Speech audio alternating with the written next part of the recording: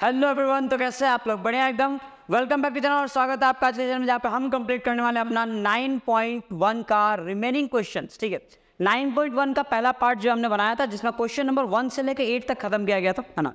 और क्योंकि ये बहुत वास्ट था, नंबर ऑफ फेस में क्वेश्चन ज़्यादा थे, हम लेंदी भी होते हैं, इसलिए इसको 2 पार्ट में ब्रेक किया गया है। तो आज के दिन हम कंप्लीट करने वाले हैं अपना क्वेश्चन नंबर 9 से लेके, है ना, क्वेश्चन नंबर 15 तक। टोटल आपका 15 सवाल है इसके अंदर। ठीक है, तो आई होप इसके पहले वाला लेक्चर आपने अटेंड किया हो, क्योंकि बहुत ज़रूरी ना कि आपने पहले इसके बेसिक वाला क्वेश्चन सॉल्व किया हो, क्योंकि आगे के इसके जो क्वेश्चन है उनका लेवल बढ़ते जाएगा, कम नहीं होगा। तो वो अटेंड करना बहुत ज़रूरी है। ठीक है, तो आइए शुरू करते हैं आज का लेक्चर। पेन कॉपी एनसीईआरटी लेके बढ़ना ना, वैसे तो क्वेश्चन लिखे हुए मिल जाएंगे आपको यहाँ पर। The angle of elevation of the top of building from the foot of the tower is 30 degree and the angle of elevation of the top of the tower. ठीक है, देखो यहाँ पे 2 चीज़ें बताई गई है, एक टावर है और एक बिल्डिंग है, तो दोनों चीज़ें अपन यहाँ पे बना देते हैं। ठीक है, जैसे मान लीजिए कि ये जो आपको दिया हुआ है, ये किसको हमने टावर कह दिया। ठीक है, इसको कह दिया गया टावर, और बिल्डिंग कह लो इसको, और यहाँ पे बना दो एक टावर, तो ये हो गया आपका एक टावर। क्लियर है? ओके, चलो इनको हमने कर दिया अलग अलग। अब यहाँ पे ये दोनों के दोनों जो है ग्राउंड पे रखे हुए हैं ऐसे, ऑब्वियस सी बात है ग्राउंड पे ही होगा। नेक्स्ट चीज़ क्या बोला गया है ना, ये आपका बिल्डिंग है, उनमें से एक आपका जो है टावर है। चलो ये आ गया, यहाँ पे रख दिया हमने, स्थापित कर दिया, हो गया स्थापना। अब इनके नाम लिख लीजिए, ये है आपका बिल्डिंग, ठीक है, और ये है आपका टावर। डन। अब इसमें क्या बोला है, the angle of elevation of the top of a building from the foot of the tower is 30 degree, यानी टावर के फुट से जो है आपको बिल्डिंग के टॉप पे, है ना, एंगल ऑफ एलिवेशन बनाया गया, और वो कितना आ रहा है, वो आपको एंगल ऑफ एलिवेशन दिया गया 30 degree. Angle of elevation is 30 degree, तो हमने यहाँ पे लिख देना, यहाँ पे 30 डिग्री। और इसके आगे लिखा है and the angle of elevation of the top of the tower, top of tower from the foot of building, तो एग्जैक्ट इसका उल्टा, बिल्डिंग के फुट से टावर के टॉप पे आपको जाना है, और ये जो एंगल ऑफ एलिवेशन बनेगा, ये एंगल ऑफ एलिवेशन आपको गिवन है कितना, 60 डिग्री, तो यहाँ पे आपको लिख देना है 60 डिग्री। डन। अब ये आपका पूरा बनकर रेडी हो गया। अब नामकरण कर लेते हैं फटाफट से। मान लो कि ये ए है, इसे कह दिया हमने बी, ये हो गया आपका सी, और इसे कह दिया हमने डी, पॉइंट वगैरह। अब ट्राइंगल सॉल्व करना स्टार्ट करो। हमें निकालना क्या क्या, हमें बोला गया find the height of the building, building की हाइट हमें निकालनी है, और कुछ इन्फॉर्मेशन दिया गया, if the tower is 50 metre high, तो आपको बता दिया कि टावर जो है बबुआ वो 50 मीटर हाई है। टावर जो है वो 50 मीटर हाई है, मतलब यहाँ से लेके ये डिस्टेंस 50 मीटर है, और ये है ना, टोटल यहाँ से लेके यहाँ तक टोटल कितने का है, 50 मीटर का है ये। क्लियर? अब चलो आगे बढ़ते हैं, सॉल्यूशन स्टार्ट करते हैं। तो हमें यहाँ पे लेना एन ट्राइंगल, हमने स्टार्ट किया एन ट्राइंगल, कोई भी एक ट्राइंगल ले लेते हैं अपन। तो पहले ये ट्राइंगल ले लो आप, है ना, और डी सी बी आ जाएगा, D C B, an triangle D C B. अब डी सी बी वाले ट्राइंगल में यहाँ पे आपका एंगल ऑफ एलिवेशन 60 डिग्री बन रहा है ना, और 60 डिग्री आपका ये परपेंडिकुलर दिया हुआ है, और बेस आपको निकालना है। क्यों? क्योंकि इन दोनों में देखो बेस सेम है ना, इस वाले ट्राइंगल का बेस भी यही है, और इस वाले ट्राइंगल का भी बेस यही है। मैक्सिमम क्वेश्चन के अंदर आपको परपेंडिकुलर और बेस ही निकालना है, हाइपोटेन्यूज बहुत रेयरली आता है, ठीक है, बहुत कम यूज़ होगा उसका।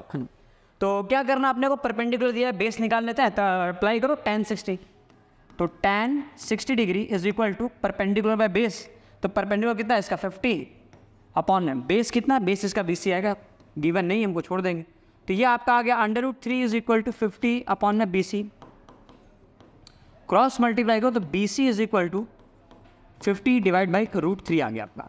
तो ये हमारा बेस आ गया, ये कितना आ रहा है 50 डिवाइड बाई √3। अब क्या करना है, अब बिल्डिंग की हाइट निकालनी है, बिल्डिंग की हाइट निकालनी है। अब वो कैसे निकालोगे सर, तो देखो कैसे निकाला जाएगा। अब यहाँ से इन ट्राइंगल ABC ट्राइंगल में आ जाओ, तो इन ट्राइंगल ABC। अब यहाँ बताओ कौन सा एंगल आएगा, 30 डिग्री आ जाएगा, है ना, 30 डिग्री।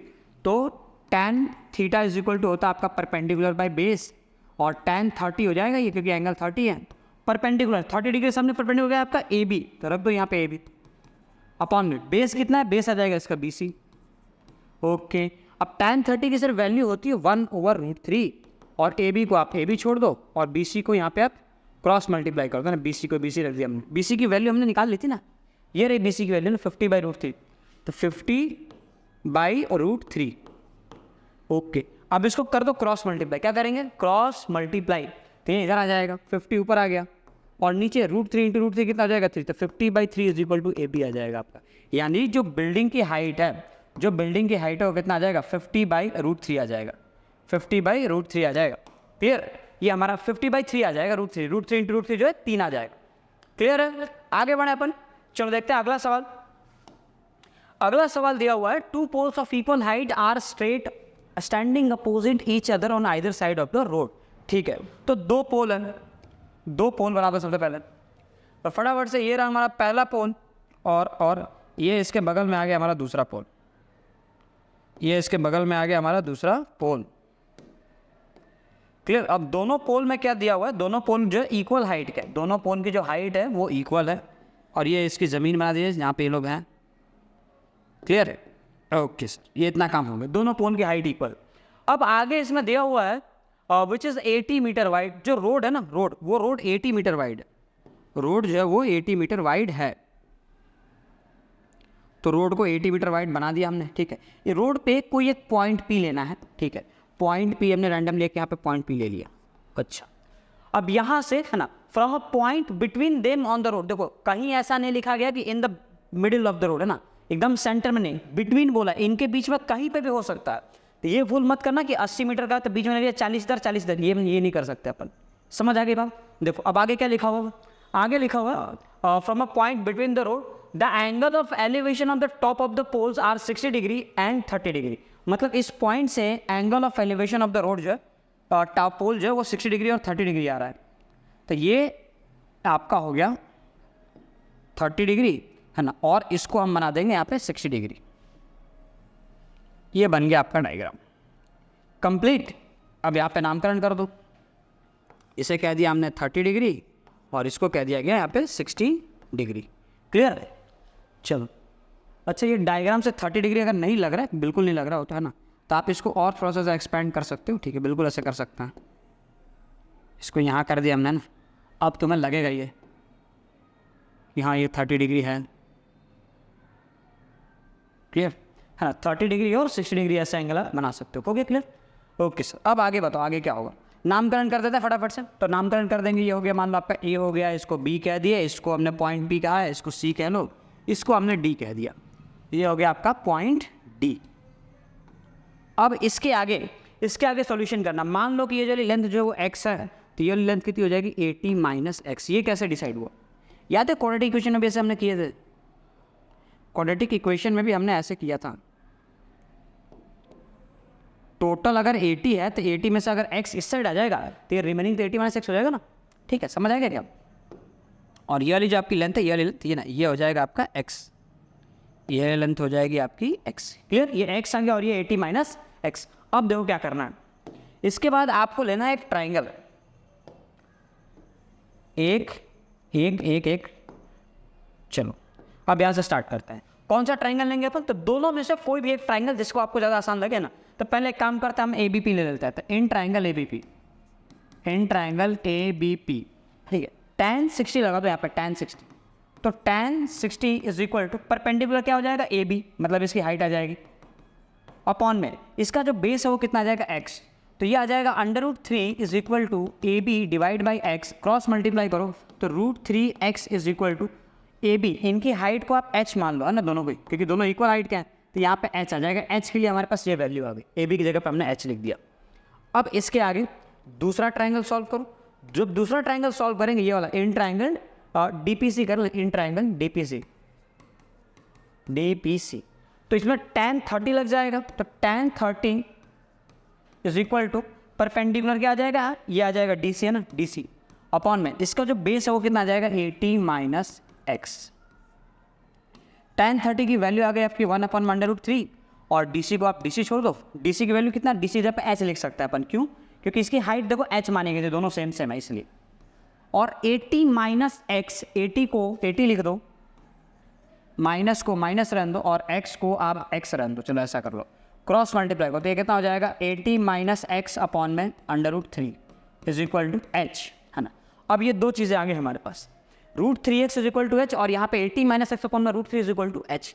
क्या करना है, दोनों को इक्वल करो, दोनों h की वैल्यू नहीं, इसको हम इसी जगह पर रख देता।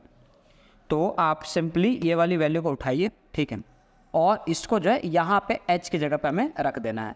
तो यहाँ से हमें क्या मिल जाएगा, ये मिलेगा हमें 80 माइनस एक्स अपॉन में √3 इज इक्वल टू h की जगह कितना आ जाएगा, √3x। क्रॉस मल्टीप्लाई करो तो 80 minus X is equal to यहाँ पे हो गया 3x, प्लस एक्स हो जाएगा, तो 80 इज इक्वल टू यहाँ पे आ गया 4x और 4 वन ज़ा 4 टू है ना, तो 20 इज इक्वल टू एक्स आ जाएगा। इसका मतलब क्या है सर कि यहाँ से जो डिस्टेंस है वो 20 मीटर का है और 80 माइनस 20 ये कितना हो जाएगा, ये वाला डिस्टेंस आपका 60 मीटर का हो जाएगा और ये वाला डिस्टेंस आपका 20 मीटर का हो जाएगा।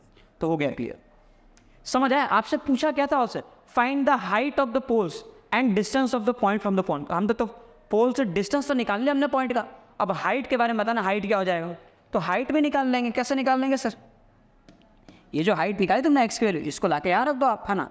तो एच इज इक्वल टू कितना था √3x, तो 20 अंडर √3 आ जाएगा आपका हाइट, ये आपका हाइट हो गया। समझ आया, समझ आ गया। चलो बढ़ते अपन अगले सवाल की तरफ।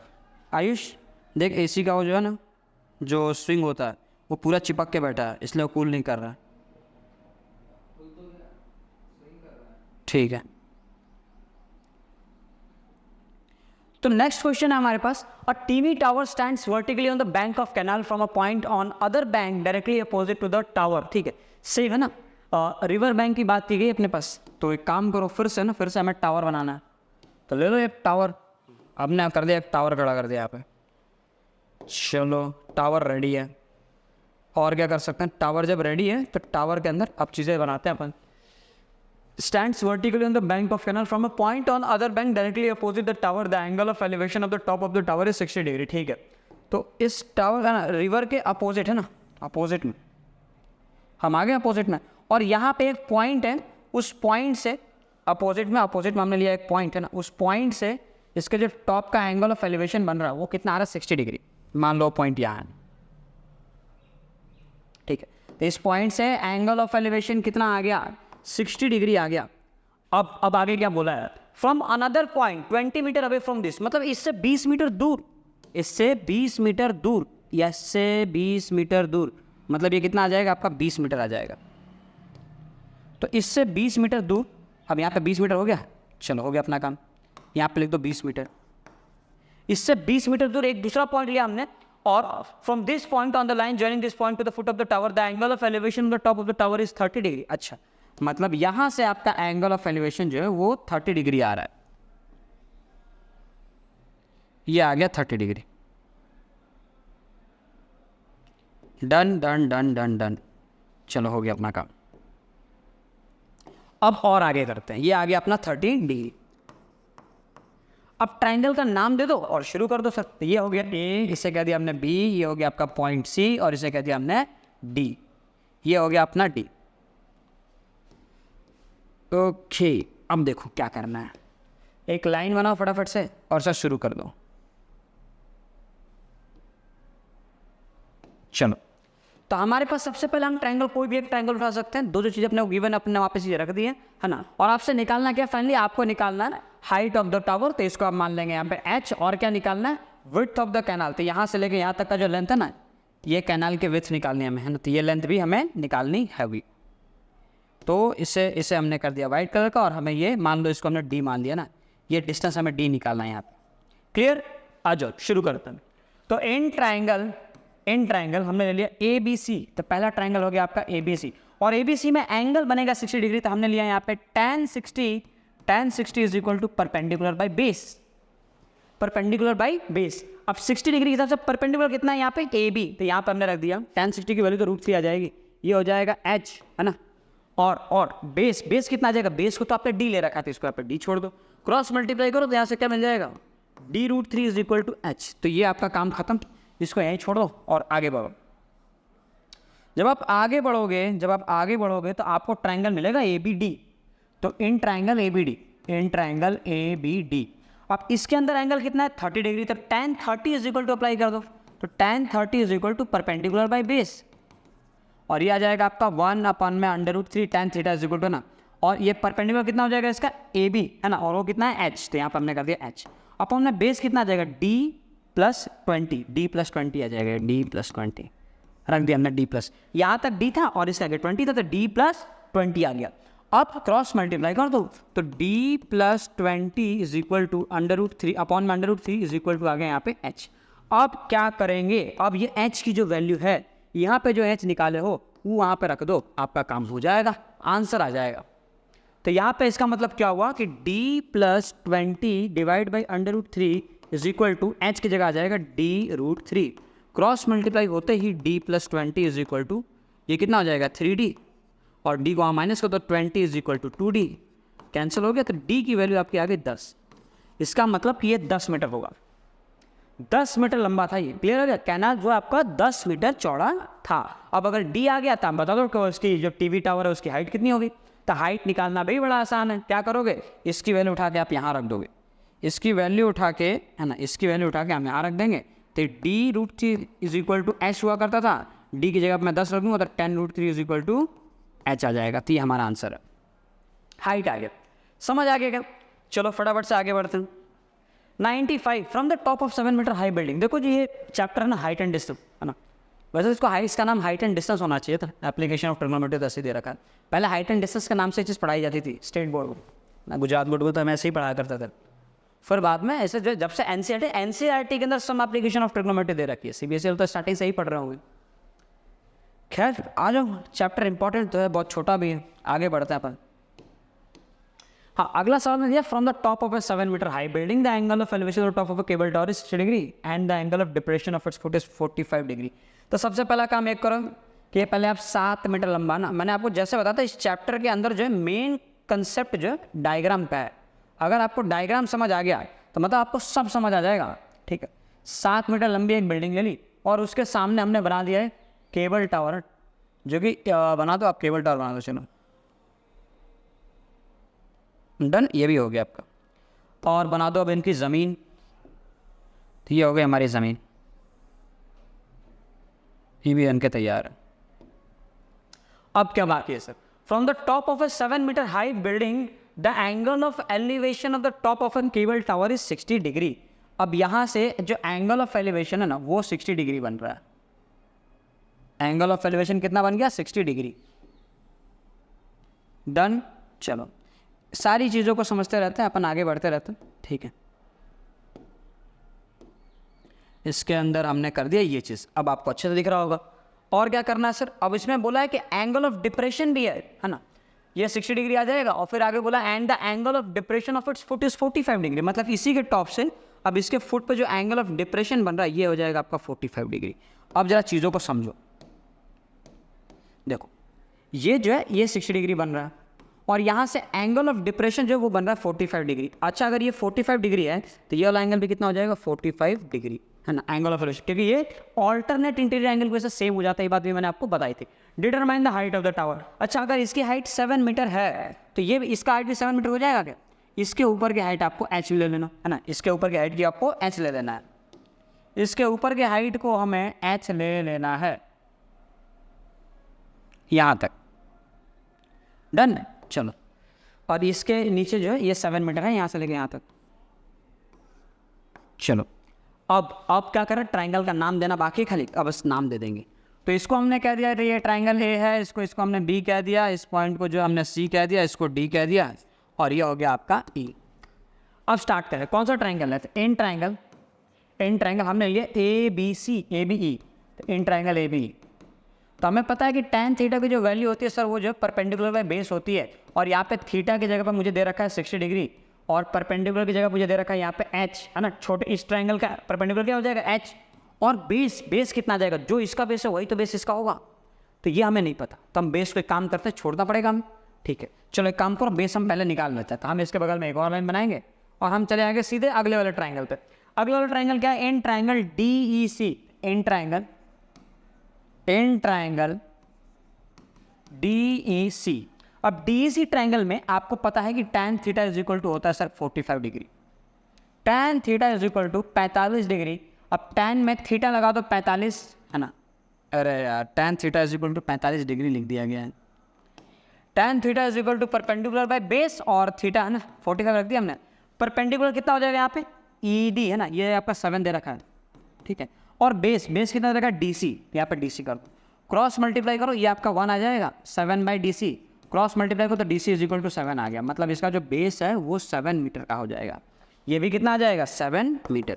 अच्छा, अगर ये 7 आ गया तो ये ऊपर वाला भी तो 7 आ जाएगा, समझ आ रहा है? अगर ये 7 आ गया तो ये भी कितना आ जाएगा, 7 आ जाएगा, है ना। यहाँ पे चीज़ों को लिख दिया जाएगा, D C is equal to, D C जो है वो इज इक्वल टू आ जाएगा ई बी, और इसके अलावा क्या था, ये जो है ई डी किसकी इक्वल आ जाएगा, बी सी के, E D is equal to B C, E D is equal to B C is equal to 7, ठीक है। चलो, तो ये मतलब एक स्क्वायर बन रहा है, समझ रहे हो, ये भी 7, ये भी 7, ये भी 7 और ये भी 7, तो एक स्क्वायर बन जाएगा। आगे बढ़ेंगे, अब ये जो 7 है इसको यहाँ पे रख दो आप, tan 60 h अपॉन में बेस कितना है इसका बेस आ जाएगा b, तो b की जगह पे आपको रख देना यहाँ पे, देखो b इज इक्वल टू 7 था ना, यहाँ पे रख दो, वैल्यू रख दो यहाँ पे, तो यहाँ पे हम रख दे 7, तो √3 is equal to h upon में 7 आ जाएगा, क्रॉस मल्टीप्लाई करो तो 7/√3 इज इक्वल टू h आ गया, और ये आपका आंसर हो गया। यही तो निकाल, determine the height of the tower, यही तो निकालना था हमें, टावर की हाइट, और देखो आ गई, समझ आया कि नहीं आया, ठीक है। आगे बढ़े अपन, चलो। Now move to the next question. As observed from the top of 70-meter high lighthouse from the sea level, the angle of depression of two ships are exactly 30 degree and 45 degree. अब यहाँ पे आपको बनाना है एक light house. Light house देखा है? Light house क्या होता है? आपने वो मूवीज़ में देखा है, वो जब जेल वगैरह से कई चोर वगैरह जो भाग जाता है, ठीक है, तो उन पर देखा है ऐसे लाइट लेकर पुलिस वाले से लाइट डालते हैं ना, लाइट डाला जाता है, जहाँ पे भाग रहे हो तो वहाँ पे लाइट डाली जाती है, वो एक रोशनी ऐसे निकलती है, ठीक है। तो वैसा ही कुछ लाइट हाउस है, जब इसमें बताया जाएगा कि शिप है ना, यहाँ से शिप आ रही है, तो लाइट हाउस है ना, उस पर रोशनी डाली जा रही है यहाँ कौन सी शिप है देखने के लिए, ठीक है। तो आपको बताया गया है कि एंगल ऑफ डिप्रेशन बनेगा सर, ठीक है। ये कहानी आपको तो तभी क्लियर हो जाएगी, हमने ऐसे बना दिया। चलो, अब हमें यहाँ पे 2 शिप लगाने हैं, ये हो गई आपकी शिप नंबर 1, ठीक है, और एग्जैक्ट इसके पीछे जो है, इसके पीछे एग्जैक्ट दूसरी शिप है, यहाँ पे 2 शिप बना दी हमने। अब इन्होंने बोला है as observe from 75 metre high lighthouse, मतलब लाइट हाउस की जो लंबाई है वो आ जाएगी आपकी 75 मीटर। अच्छा सर ठीक है, और बताओ। एंगल ऑफ डिप्रेशन है, मतलब आपको यहाँ पे ऐसे लाइन बनानी पड़ जाएगी, बना दिया सर, वो भी बना दिया हमने। और बताओ क्या करना है आगे। फिर ये दिया the angle of depression of 2 ships are 30 degree and 45 degree, तो एक का 30 डिग्री है और दूसरे वाले का जो एंगल ऑफ डिप्रेशन है वो 45 डिग्री है। दूसरे वाले का एंगल ऑफ एलिवेशन डिप्रेशन जो है वो 45 डिग्री है, ठीक है सर। चलो अब देखो जरा, समझो ध्यान से। अब कौन सा 30 है कौन सा 45 है, ध्यान रखना, जो करीब होगा ना, जो वाला करीब होगा, जो शिप करीब होगी उसमें एंगल ऑफ एलिवेशन ज़्यादा होगा, मतलब इसका जो एंगल ऑफ एलिवेशन है वो कम होगा 30 डिग्री डिप्रेशन, और इसका डिप्रेशन ज़्यादा होगा, कितना हो जाएगा 45 डिग्री। अब ये 45 है तो ये भी कितना हो जाएगा आपका 45 डिग्री, और ये कितना हो जाएगा आपका 30 डिग्री। अब नामकरण कर दें, मान लो ये पॉइंट ए है, इसको हमने कह दिया बी, इसे हमने कह दिया सी, और इसे हमने कह दिया डी। क्या निकालना है आपको, ये 75 मीटर दिया हुआ है, डिस्टेंस बिटवीन द 2 शिप्स, हमें ये दोनों शिप के बीच में डिस्टेंस निकालना है। If one ship is exactly behind the other on the same side of the lighthouse, find the distance between the 2 ships. कैसे करोगे? तो आपको क्या करना है, आपको यहाँ से लेके यहाँ तक के डिस्टेंस को आप A मान लेते हैं, क्लियर, और यहाँ से यहाँ तक के डिस्टेंस को हम जो है B मान लेते हैं, है ना। ये हो गया यहाँ से लेके यहाँ तक A, और इसका आएगा कितना हो गया B, हमें A और B मान लिया इसको। अब देखो सॉल्व करें, जब आप सॉल्व करने आगे निकलोगे, जब आप सॉल्व करने निकलोगे तो क्या क्या मिलेगा आपको। देखो इन ट्राइंगल ABC, सबसे पहले इन ट्राइंगल ABC ले लो आप, हमने ले लिया triangle ABC। So in triangle ABC, अब ABC ट्राइंगल में tan थीटा लगाओगे, है ना, tan थीटा तो हमने लगाया, हमें पता है tan थीटा की सर वैल्यू जो है परपेंडिकुलर पे बेस आती है, और थीटा की जगह पे आप रखोगे 45 डिग्री, और परपेंडिकुलर कितना आ जाएगा AB आ जाएगा, अपॉन में बेस कितना आ जाएगा, बेस आ जाएगा आपका B से लेके C तक, है ना, इस ट्राइंगल में, तो बेस हमें लिख दिया BC। tan 45 तो 1 होता है सर, और AB की वैल्यू 75 दी हुई, अपॉन में BC आ जाएगा, इसका मतलब BC की वैल्यू जो है 75 आ जाएगी। बिल्कुल सही बात है, BC की वैल्यू जो है 75 आ जाएगी, BC की वैल्यू 75 आ जाएगी, और आ गई। अच्छा ठीक है, अपना काम तो हो गया, BC मतलब आपका A आ गया। अब आगे बढ़ते हैं, अब बढ़ते हैं अपन इससे भी आगे, एक कदम और आगे, तो आपको लेना पड़ेगा अगला ट्राइंगल। अगला ट्राइंगल क्या, in triangle ABD, in triangle ABD। अब इस ट्राइंगल के अंदर, है ना, अगेन आपको लगाना पड़ेगा tan थीटा, जो कि होता है परपेंडिकुलर बाय बेस, और थीटा की जगह पे आप लगाओगे tan 30 डिग्री, और इसमें परपेंडिकुलर कितना है 75 रख देंगे हम। बेस कितना है, बेस आ जाएगा A प्लस B, बेस कितना आएगा A प्लस B, और A की वैल्यू आपने निकाली यहाँ पे कितनी 75, तो ये आ जाएगा tan 31/√3 आ गया। बेस तो इसका 75 है ना, और बेस है ना इसका परपेंडिकुलर 75 आ गया, और आप देखो आपका बेस भी 75 है। 75 प्लस बी हो जाएगा ना, दिख रहा है ए प्लस बी था ना, तो ये इतना 75 आया बी सी, और प्लस कितना हो जाएगा बी आ जाएगा। तो लिख लो यहाँ है ना 75 प्लस बी, आपको यही बी की वैल्यू निकालनी है, यही बी की वैल्यू आपको निकालनी है। अब कर दो क्रॉस मल्टीप्लाई, तो यहाँ पे आ गया 75 प्लस बी अपॉन में 75 प्लस बी अपॉन में 75 अपॉन में 75 अपॉन मत करो, एक काम करो क्रॉस मल्टीप्लाई कर दो, तो ये हो जाएगा आपका 75/3। इसका मतलब b is equal to 75/3 minus 75 exactly, और b इज इक्वल टू 75 ले लेंगे कॉमन, तो ये हो जाएगा आपका √3 - 1, यानी b इज इक्वल टू 75, ये हो जाएगा 1.73 माइनस 1, यानी b is equal to 75 into 0.73, और उसको मल्टीप्लाई कर दो, आपका आंसर आ जाएगा। ये आपका डिस्टेंस b आ गया, दोनों शिप के बीच का डिस्टेंस b आ जाएगा। डन। चलो देखते हैं नेक्स्ट क्वेश्चन। अगला क्वेश्चन क्या दिया है? नेक्स्ट क्वेश्चन है 1.2 metre tall girl spots a balloon moving with the wind in a horizontal line at a height of 88.2 metre. अब देखो ध्यान से, ये सवाल के अंदर आपको डायग्राम बनाना पड़ेगा सबसे पहले तो, ये तो हम सब में कर रहे हैं सर, ठीक है। इसमें ऐसा है कि एक लड़की जो 1.2 मीटर टॉल है, लड़की जो है वो 1.2 मीटर टॉल है, तो ये हमने बना दिया हॉरिजॉन्टल लाइन, ये अपनी हॉरिजॉन्टल लाइन है, समझ आ रही है क्या? ये अपनी हॉरिजॉन्टल लाइन हो गई। अब इसमें बोला गया है कि एक जो लड़की है वो 1.2 मीटर टॉल है, तो एक काम करो 1.2 मीटर को हम इतना इंडिकेट कर देते हैं, ये हो गया अपना 1.2 मीटर, ठीक है, 1.2 मीटर टॉल लड़की। अब इसमें बोला ये गया है horizontal at a height of 88.2 metre from the ground, the angle of elevation of the balloon from the eyes of the girl at any instant is 60 degree. अच्छा, तो मान लो कि जो लड़की है वो यहाँ खड़ी थी और यहाँ से उस लड़के ने देखा, ठीक है, तो एंगल ऑफ एलिवेशन किसी पॉइंट पे एक उस बलून का जो है 60 डिग्री आ रहा था, तो ये हमने मान लिया एंगल ऑफ एलिवेशन, ये हो गया हमारा एंगल ऑफ एलिवेशन है ना पहले वाले बलून का। यहाँ पे बलून भी लगा दूँ ना, चलो यहाँ पे बलून लगा देते हैं, तो हमारा बलून क्या होगा, इससे हम बलून कह देते हैं, ठीक है। तो ये मान लो हमारा बलून हो गया, ये है हमारा बलून, ठीक है, ये हमारा बलून हो गया। डन। ये हो गया हमारा बलून। अब आपको बलून दिख रहा होगा 60 डिग्री बन रहा है, ठीक है।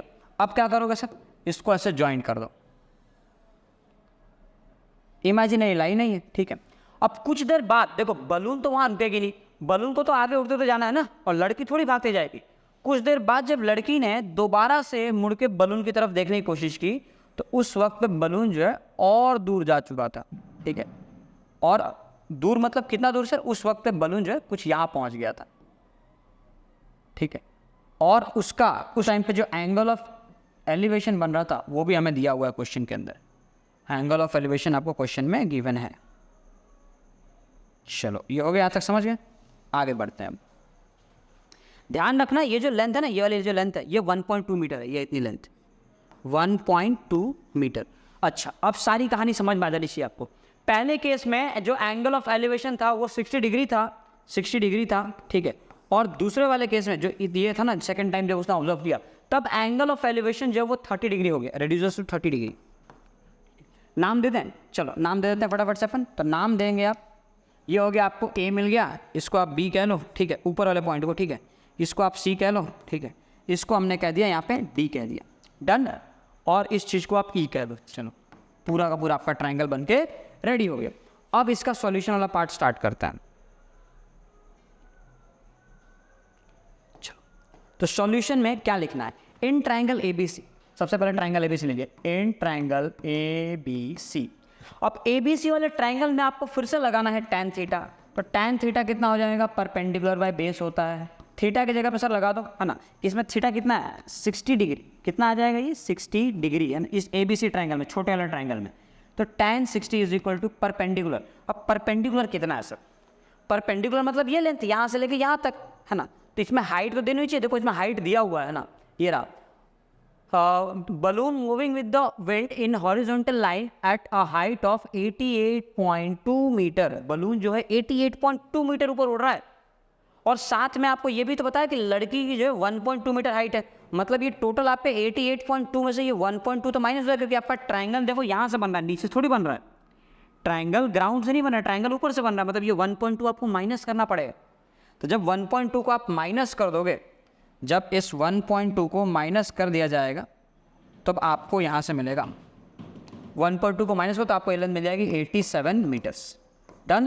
तो ये भी आपका कितना आ जाएगा 87 मीटर्स। तो दोनों 87 आ जाएंगे, मतलब आपको परपेंडिकुलर की जगह पे 87 का यूज़ करना है, तो रख दो यहाँ पे 87। अच्छा, बेस कितना होगा सर? ये जो बेस है ये बेस कितना होगा?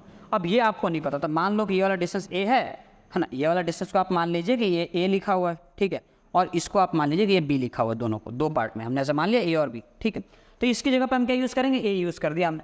तो tan 60 is equal to √3 is equal to 87 upon में ए, क्रॉस मल्टीप्लाई करो तो a√3 इज इक्वल टू 87। पहला क्लियर हो गया अपना, पहला पार्ट अपने को मिल गया। अब निकालो दूसरा पार्ट, दूसरा ट्राइंगल। दूसरा ट्राइंगल क्या है सर? दूसरा ट्राइंगल में, दूसरे ट्राइंगल में देखो आपको गिवन है, दूसरा ट्राइंगल हमें गिवन है इन ट्राइंगल BED है ना, इन ट्राइंगल BED, DEB कर लो, DEB, ठीक है, इन ट्राइंगल DEB, ठीक है। अब इस ट्राइंगल के अंदर भी देखो आपको tan थीटा लगाना है फिर से, तो tan theta is equal to हो जाएगा आपका परपेंडिकुलर बाय बेस, और थीटा की जगह पर लगाओगे तुम tan 30, परपेंडिकुलर अगेन 30 वाले के पे कितना आ जाएगा 87, और बेस कितना होगा सर? बेस कितना होगा 87 अपॉन में बेस। अब देखो बेस में a प्लस बी दोनों आ जाएगा, तो ये आ जाएगा आपका a प्लस बी। ये हो गया आपका 1/√3 इज इक्वल टू 87 अपॉन में a plus b. Cross multiply करो तो ये हो जाएगा आपका a plus b is equal to 87/√3। तो ये आपका a प्लस बी आ गया। और आप यहाँ से a की वैल्यू अगर निकालोगे ना, यहाँ से a की वैल्यू कितना हो जाएगा? a की वैल्यू आ जाएगी आपकी 87 अपॉन में √3। डन। ये a की वैल्यू और a प्लस बी की वैल्यू। अब क्या करोगे सर आगे? अब देखो आगे क्या करना है। अब हमें इसमें आगे ये करना है, ठीक है, आगे ये करना है कि अब आप इन दोनों को माइनस कर दो। क्यों निकालना क्या हमें? Find the distance travel by the balloon. तो डिस्टेंस ट्रेवल बाय बलून मतलब यही डिस्टेंस ट्रेवल करा है बलून ने। Find the distance travel by balloon मतलब हमें यही तो निकालना है कि बलून कितना चला है, यही तो है बलून का रास्ता। मतलब जितना ये होगा उतना ये आएगा, मतलब मुझे बी निकालना है इन शॉर्ट। अब बी आएगा कैसे जरा सोचो? बी तो तभी आएगा ना जब आप a प्लस बी में से a को सब्ट्रैक्ट कर, देखो a से a खत्म हो जाएगा, b बच जाएगा, तो आप माइनस कर दो दोनों को। तो हमने यहाँ पे क्या किया, हम दोनों को कर देंगे माइनस। हमने दोनों को माइनस करने का डिस्टेंस डिसीजन लिया, तो a प्लस बी में से माइनस कर दिया हमने a को, और ये हो गया 87√3, और इसमें से माइनस हो जाएगा आपका 87 अपॉन में √3। हो गया हम। अब देखो ये a से a कट जाएगा, तो b is equal to LCM ले लेंगे यहाँ पे, √3 इंटू √3 कितना हो जाएगा? 3 टाइम्स ऑफ 87 माइनस 87, ठीक है, ओके सर, अपॉन में कितना आ रहा है? √3 आ रहा है। सो b इज इक्वल टू, अब देखो ये 3 टाइम्स है और ये 1 टाइम है, तो 3 माइनस 1 कितना आ जाएगा? 2 टाइम्स, तो ये आपका आ गया 2 टाइम्स ऑफ 87 डिवाइड बाई √3। अब इसको और सिंप्लीफाई करो, उसके बाद 2 से मल्टीप्लाई करना। अब 87 को आप 29 इंटू 3 लिख सकते हैं। 29 3 कितना होगा? 29 3 हो जाएगा, 3 9 27, 7 2 कैरी हो गया, और 3 2 है ना, 3 2 20, 3 2 6 और 2 आपका 87 आ रहा है, बिल्कुल सही है। अब आगे देखो ये आ जाएगा 29 इंटू 3 लिखेंगे हम इसको, और नीचे क्या है? नीचे आपका देखो √3 लिखा हुआ है, और इसमें बाहर जो एक 2 भी है, ठीक है, ध्यान रखना। अब ये √3 से ये 3 कट के क्या हो जाएगा? यहाँ पे √3 आ जाएगा। समझ आ रहा है कि नहीं आ रहा? ये √3 से √3 कट जाएगा, यहाँ पे √3 आ जाएगा, और 29 2 58। इसका मतलब b इज इक्वल टू कितना आ जाएगा? 58। इन दोनों मल्टीप्लाई होगी, और यहाँ पे हो जाएगा एक √3, और √3 से कट गया होगा, तो फाइनल आंसर कितना होगा? 58√3। मतलब बलून ने जो है 58√3 मीटर्स डिस्टेंस ट्रेवल की। समझ आ गया? चलो अगला सवाल। अगला सवाल क्या है सर? अगला सवाल दिया, straight highway leads to the foot of a tower, a man standing at the top of the tower observes a car at an angle of depression of 30 degree. अच्छा ठीक है, तो एक मैन है हाईवे पे, leads to the foot of a tower, the man standing at the top of a tower observes a car. तो मान लो ये टावर है, आदमी जो टावर के ऊपर खड़ा है सर, ठीक है। अब यहां से वो ऑब्जर्व कर रहा है एक कार, तो कार बना दे, बिल्कुल बना दो, चलो। तो ये हो गया आपका कार,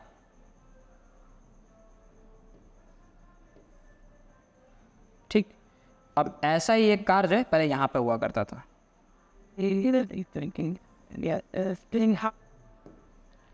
चल हो गया। अब इसमें ऐसा बोला straight highway leads to the foot of a tower, the man standing at top of the tower observes a car at an angle of depression of 30 degree, मतलब 30 डिग्री के एंगल ऑफ डिप्रेशन पे वो उसे देख रहा था यहाँ से, ये हॉरिजॉन्टल लाइन हो गई। अब यहाँ से आप बनाओ एंगल ऑफ डिप्रेशन है ना, तो 30 डिग्री ये यहाँ पे आ गया, यहाँ पे आपका एंगल ऑफ एलिवेशन कितना था, ये था आपका 30 डिग्री। अब सेकंड टाइम पर उन्होंने क्या बोला, सर ये तो एंगल ऑफ एलिवेशन है, लेकिन देखो ना डिप्रेशन मतलब अगर ये 30 डिग्री है तो वो भी कितना आ जाएगा, 30 डिग्री आ जाएगा। अब उसमें क्या बोला कि कुछ टाइम बाद जब उसने दोबारा देखा तो कार ऑब्वियस सी बात है रुकी तो नहीं, कार आगे आ गई थी, तो कार हल्की सी आगे आ चुकी थी, तो उस टाइम पे जो उसका एंगल ऑफ डिप्रेशन था वो 60 डिग्री था। मतलब इस टाइम पे आपका एंगल ऑफ डिप्रेशन वो हो जाएगा 60 डिग्री, वो हो जाएगा 60 डिग्री। तो यहाँ से कर लो, एक और बना दो, और इसका आपका एंगल ऑफ डिप्रेशन जो कितना आ गया, 60 डिग्री आ गया। तो इसको कर दो 60 डिग्री यहाँ से। अब ये 60 डिग्री है तो ये भी कितना हो जाएगा यहाँ पे 60 डिग्री। अब आपको बताना है find the time taken by the car to reach the foot of the tower, मतलब कितने टाइम में ये कार जो है देखो यहाँ से यहाँ आई और कितने देर में यहाँ पहुँच जाएगी, है ना। अब यहाँ से कार को यहाँ आने में देखो 6 सेकंड लगा था, है ना, यहाँ लिखा है ना 6 सेकंड्स लेटर, 6 सेकंड बाद the angle of depression of the car is found to be 60 degree. मतलब कार जो है 6 सेकंड में यहाँ से यहाँ आ गई थी, तो आप बताओ और कितने टाइम में कार यहाँ पहुँच जाएगी। सवाल समझ में आ गया? आज शुरू करते हैं। तो इसको करने से पहले आपको फिर से जो नामकरण करना पड़ेगा। तो पहले तो इसको मान लो हमने ए कह दिया, ये हो गया आपका बी, इसको कह लो सी और इसे कह लो आप डी। डिस्टेंस मानने पड़ेंगे आपको, ठीक है। तो इसको मान लिया हमने डिस्टेंस ए, ठीक है, और यहाँ से लेके आप मान लो इसको डिस्टेंस बी। क्लियर? चलो अब बढ़ते हैं अपन आगे। In triangle, in triangle, in triangle, ये लाइन ले लो, ड्रॉ कर दो, ठीक है।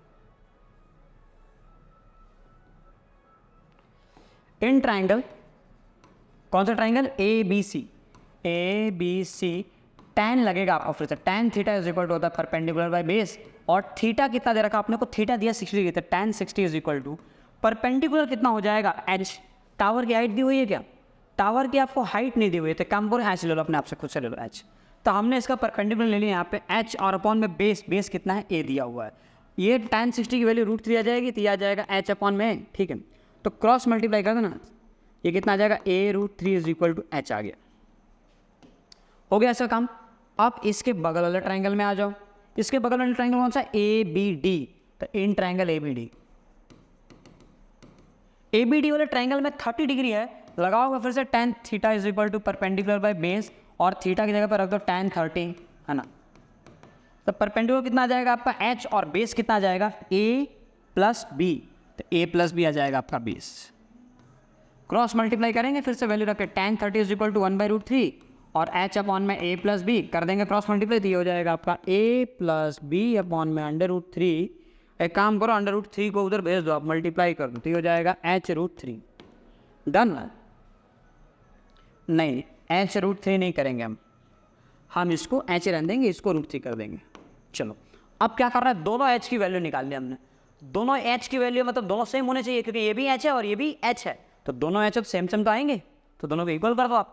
तो यहाँ से a√3 जो है वो इज इक्वल टू आ जाएगा a प्लस बी √3 के, क्रॉस मल्टीप्लाई करती हो जाएगा 3a is equal to a plus b, और a को यह भेज दो तो 3a माइनस a कितना आ जाएगा 2a is equal to b।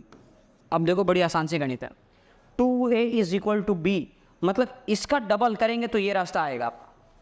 In short अगर आप b की जगह पे 5 रखो, है ना, b की जगह पे एक काम करो, a की जगह पे आप 5 रखो, तो 5 टू जा कितना आ रहा है 10, a की जगह पे 5 रखने पे b 10 आ रहा है, मतलब इसका डबल था ये, इस चीज़ का डबल आएगा ये। आप देखो a की जगह 10 रखो तो 10 टू जा कितना आ गया 20, अगर a को 10 रखना है तो b कितना आ रहा है 20 आ रहा है, मतलब ये वाला जो डिस्टेंस था वो डबल था, ये डिस्टेंस डबल था और ये इसका आधा, तो मतलब कि यहाँ पे डबल टाइम भी लगेगा और यहाँ पे टाइम भी क्या हो जाएगा आधा।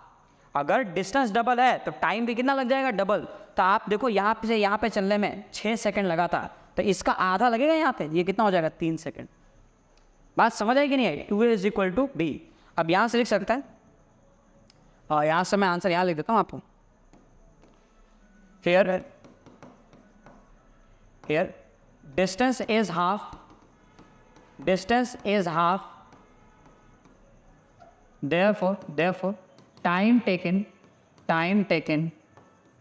by car to reach the tower, time taken by car to reach the foot of tower, है ना, टावर इज 3 सेकेंड्स, मतलब और 3 सेकेंड में जो कार है वो यहाँ से टावर के फुट तक पहुँच जाएगी। क्लियर? ये रिलेशन आपको मैंने दिखाया था कि हाँ जो डिस्टेंस है ना, ये डिस्टेंस आधा है ना, आप इसको आधा अगर ना फील कर पाओ तो आप ऐसे लिखो a is equal to b/2, मतलब b का जब आधा करोगे ना तब वो a के इक्वल आएगा। समझ आ गई बात? चलो, तो ये आपके एक्सरसाइज का आखिरी सवाल था। इसके साथ आपका एक्सरसाइज खत्म होता है, लेक्चर भी खत्म होता है और आपका ये चैप्टर भी खत्म होता है। ठीक है, इस चैप्टर के अंदर आपने देखा होगा कि बहुत ज़्यादा डायग्राम का यूज़ है। ठीक है, पहली बार में आपको पूरी तरह से समझ में ऐसा ज़रूरी बिल्कुल नहीं है, तो बहुत इंपॉर्टेंट क्या है इसके अंदर कि आप ये सब डायग्राम यहाँ पे आपको देखो मैंने समझा दिया इसलिए समझ में आ गई, है ना। आपने बहुत बार ये इशू फेस किया होगा ना, बहुत से स्टूडेंट की कंप्लेन होती भी है कि सर क्लास में जब पढ़ाया जाता है तब समझाया तो हमें समझ में आ जाता है, लेकिन वही चीज़ जब हम घर पे करने बैठते हैं ना तब हमसे नहीं होता। वह उसके पीछे रीज़न ये होता है ना कि जब तुम वहाँ पे क्लास में कर रहे हो तो उस टाइम पे क्वेश्चन तुम खुद नहीं समझ रहे हो, टीचर तुम्हें क्वेश्चन समझा दे रहे, तो वो जो बीच में समझने वाला जो पार्ट है ना वो तो टीचर ने कर दिया, सवाल तुमने खुद से नहीं समझा। और घर पे यही दिक्कत आती है कि जब तुम खुद करने बैठो सवाल तुम्हें खुद समझना होता है और वहाँ पे आपके जो समझने वाला पार्ट है ना वो गड़बड़ा जाता है, इसलिए सवाल नहीं बनते। तो ध्यान यही रखना कि अगर आपको सवाल ढंग से समझ में आए और समझने पर डायग्राम सही बन जाए। मैंने बताया था अगर इस चैप्टर के अंदर डायग्राम अच्छा बन गया ना, सही बन गया ना, तो आपका 80% क्वेश्चन वही सॉल्व हो जाएगा। ठीक है, तो चलो अब आपको अगर इस पर प्रैक्टिस करना है, एक्सपर्टीज लानी है, तो फिर कैसे होगा वो, आपको इस चैप्टर के हर एक क्वेश्चन को एक बार बिना देखे खुद से अटेम्प्ट करो, एनसीईआरटी सॉल्व करो, है ना। और उम्मीद करो आप लोगों ने नोट्स बनाए होंगे, और अगर नोट्स नहीं बनाए हैं तो फिर है ना आप नोट्स वगैरह डाउनलोड कर लेना एटलीस्ट। मैं तो सजेस्ट हमेशा करता हूँ कि आप बना लो, बट फिर भी है ना कुछ आलसी बच्चे होते हैं, है ना, तुम भी हो गए आलसी बच्चे होते हैं जो नोट्स नहीं बनाते ना, आलसी तो वही बोल सकते हो, वो करने की इच्छा नहीं होती ना। ठीक है, तो जो भी बोल दो आप, तो उन्हें नहीं बनानी होती तो फिर आप नोट्स वगैरह आप डाउनलोड कर सकते हो। हाँ, चैप्टर खत्म हो गया तो आपको इसके जो है PDF वगैरह प्रैक्टिस नोट्स है ना, प्रैक्टिस की प्रैक्टिस शीट मिल जाएगी और इसके नोट्स भी आपको टेलीग्राम के ग्रुप में मिल जाएगी, क्योंकि आज चैप्टर खत्म हो चुका है। तो मेक श्योर करना कि आप पास इसकी जो प्रैक्टिस शीट है वो भी बना लो आप, है ना, उसमें आपको क्वेश्चंस बहुत अच्छे लेवल के मिल जाएंगे और काफ़ी नंबर ऑफ क्वेश्चन ज़्यादा है, तो प्रैक्टिस आपकी अच्छी हो जाएगी। बट वो सब करने से पहले बहुत ज़रूरी है कि आप अपनी NCERT कंप्लीट कर लें। क्लियर? चलिए फिर मिलते हैं अपन नेक्स्ट लेक्चर में एक न्यू चैप्टर के साथ में। टिल दैट पढ़ाई करते रहें। ऑल द बेस्ट सभी को। चलो बाय।